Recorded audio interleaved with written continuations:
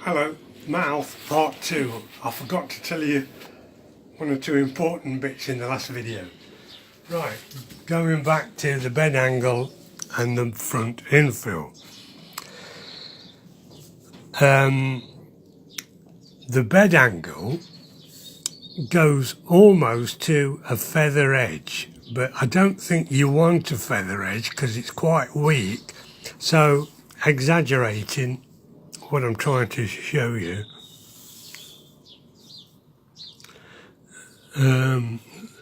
There's your iron, there's your bed. It wants to finish, I don't know, a 64th of an inch right angle. Not a feather edge, a tiny bit upright metal on the bedside.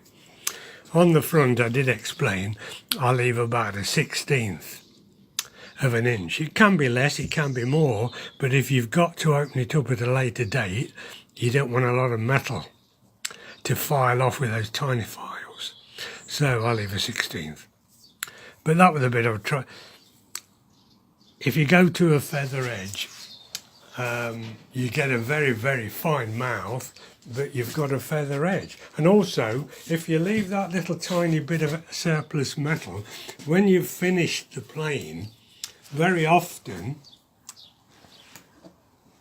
the soles are not dead flat, so you've got to flatten them. So you do need a little bit of metal upright there to overcome getting it flat. Otherwise, if you go to a feather edge, you've got to flatten it. You're opening the back of the mouth, which you don't want. And two examples, these two towel planes. Can't believe the mouth on this one. This one does go virtually, I haven't checked it, but it goes to a feather edge because no way could you get the iron to come out if you'd got a piece of flat metal. The mouth would have to be wider. But look how it works. And this is 200 years old, say. It's an absolute pleasure to use.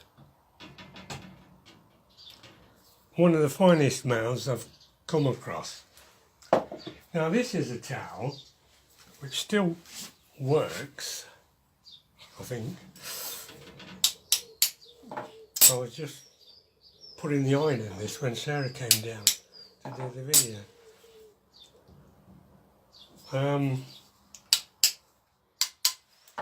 Still a pleasure to use, actually.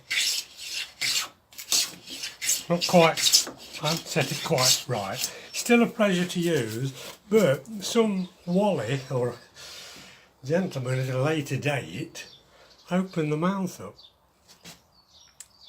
He was probably using it on pine or paint covered wood he was using, and it kept clogging up because these very fine mouthed mitre planes are for extremely hard timbers, mainly end grain.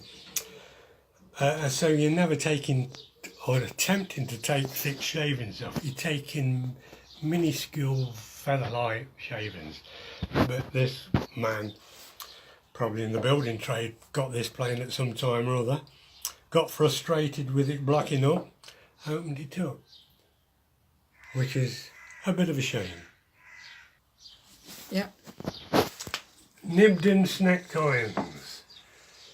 I've told you in the past, Matheson and the Dictionary of Tools refers to that type of iron as being nibbed.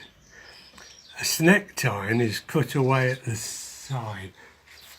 Well, not, that's a snack iron. Now, I've done this because you don't have to rivet this bit on, it's just an easy way of doing it. And because I use on my small mitre planes cut down irons out of jack planes as such, reaching for here. I can't get up. Oh, you bugger. Excuse me. Right, on these small planes I make, I get two irons out of an old iron. And in this instance, that bit there is this bit here, and then I've made another one that size and rounded it off. That's just my own shape. But some of these early planes, they had no way of adjusting the irons backwards other than to either take the wedge out, put the iron in and start again, or a lot of people bashed them there and there to vibrate the iron back. But that is not recommended. Eventually you will ruin the plane. So to overcome that problem, I put them in. When you want to knock the iron backwards, just a fraction, I hold it like that, give it that. There's no way of doing it with this. So that's just a little tip I've developed over the years.